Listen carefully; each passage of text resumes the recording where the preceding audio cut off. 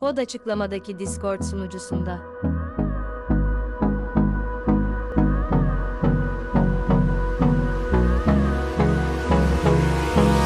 Hold me close till I get up. Time is barely on our side.